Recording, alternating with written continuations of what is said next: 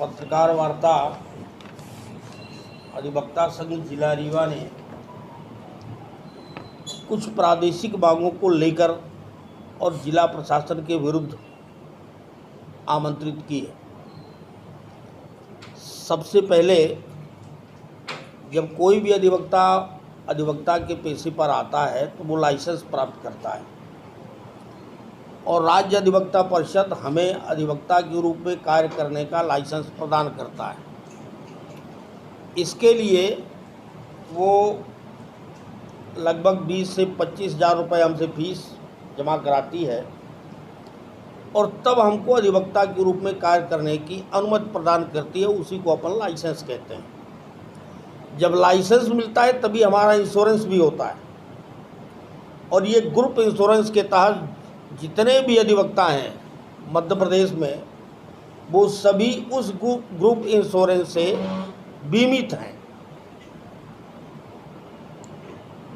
राज्य अधिवक्ता परिषद की पुरानी समिति ने एक निर्णय किया था कि अगर किसी अधिवक्ता की मृत्यु होती है तो उसे 2.5 लाख रुपए मृत्युपरांत बीमा राशि प्रदान की जाएगी। लेकिन जो वर्तमान की राज्य अधिवक्ता परिषद है उसने बीमा की राशि में भी अपनी कुछ शर्तें लगा दी हैं। अब अगर कोई अधिवक्ता मृत्यु को प्राप्त होता है तो बीमा की राशि केवल उसी के आश्रित को प्राप्त होगी जिसके घर में पत्नी शासकीय सेवा में न हो और जिसकी संतानें नाबालिग हो, अवयस्क हो। अगर मृत अधिवक्ता की संतानें बालिग हैं तो उनको किसी तरह की बीमा की राशि प्राप्त नहीं होगी और अगर मृत अधिवक्ता की पत्नी किसी भी रूप में शासकीय अनुदान प्राप्त कर रही है तो उसे भी बीमा की राशि नहीं दी जाएगी। अधिवक्ता संघ जिला रीवा का कहना है कि बीमा की राशि मेरी अपनी राशि है, उसमें राज्य अधिवक्ता परिषद को शर्तें लगाने का अधिकार नहीं है क्योंकि उसका प्रीमियम तो हम देते हैं। कोई राज्य अधिवक्ता परिषद उसका प्रीमियम अदा नहीं करता है। जो अधिवक्ता लाइसेंस प्राप्त करता है वो बीमा की राशि का प्रीमियम स्वयं जमा करता है। वो लगभग 5,000 रुपये के आसपास का होता है और बीमा की राशि में मृत होने पर उसके आश्रितों को शर्तों के साथ बीमित राशि का दिया जाना ये नितांत अवैध व विधि विरुद्ध है। और जो शर्तें इम्पोज की गई हैं अधिवक्ताओं के ऊपर कि जो मृत अधिवक्ता हैं उनके अगर आश्रित बालिग है तो नहीं मिलेगा, ये गलत है, अवैध है। अगर उसकी पत्नी किसी भी तरह से शासकीय राशि प्राप्त कर रही तो उसे बीमा की राशि नहीं प्राप्त होगी, ये भी गलत। बीमा की राशि का जब प्रीमियम हम देते हैं तो जितने का बीमा है उसकी समस्त राशि मृत अधिवक्ता के परिवार को प्राप्त होनी चाहिए। तो ये जो शर्तें इम्पोज की है राज्य अधिवक्ता परिषद ने, इसे तुरंत हटाया जाए। इसके लिए हम लोग प्रस्ताव पारित करके और मध्य प्रदेश के 239 जो अधिवक्ता संघ हैं उन सभी को उस प्रस्ताव की प्रतियां भेजकर समर्थन की अपेक्षा करने वाले हैं। और इसके बाद में जो 239 अधिवक्ता संघों की ओर से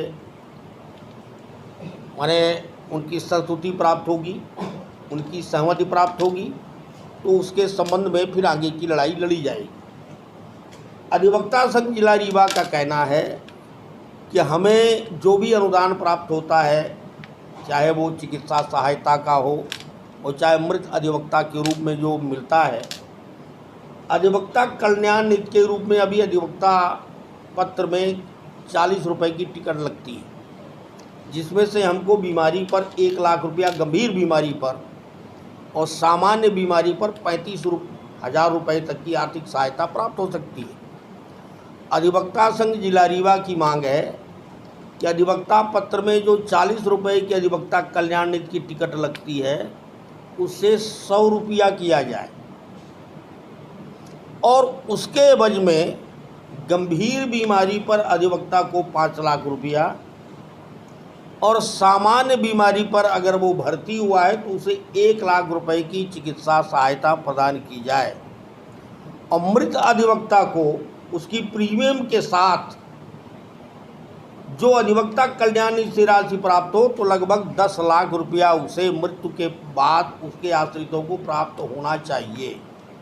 यह अधिवक्ता संघ जिला रीवा इसके संबंध में मांग करता है और इसके लिए हम लोगों ने कई बार प्रयास भी किए, लेकिन उसमें सरकार का अपेक्षित सहयोग प्राप्त नहीं हुआ और इसलिए इस मांग को अभी तक पूरा नहीं कराया जा सका है। दूसरा, पिछले कई सालों से लगभग 7-8 वर्षों से लगातार मध्य प्रदेश का अधिवक्ता ये मांग कर रहा है कि अधिवक्ता संरक्षण अधिनियम को विधानसभा में पारित किया जाए। पर दुर्भाग्य ये है कि कांग्रेस की सरकार और भाजपा की सरकार दोनों ने अपने मंत्रिमंडल में इसके प्रस्ताव को मंजूरी दे दी, लेकिन दोनों सरकारों ने विधानसभा में इसको कभी पारित करके कानून नहीं बनाया। हमारा कहना है और हमारी मांग है कि जो मध्य प्रदेश की वर्तमान भारतीय जनता पार्टी की सरकार है वो अधिवक्ता संरक्षण अधिनियम को विधानसभा में लेकर और उसके संबंध में कानून पारित करे, जिससे अधिवक्ताओं को पूरे प्रदेश में संरक्षण प्राप्त हो सके।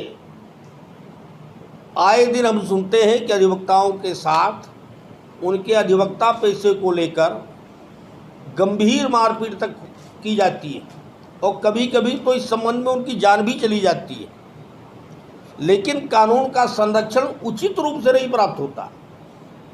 डॉक्टरों के लिए संरक्षण अधिनियम है, क्योंकि डॉक्टर हड़ताल पर जाते हैं तो सरकार सरेंडर हो जाती है।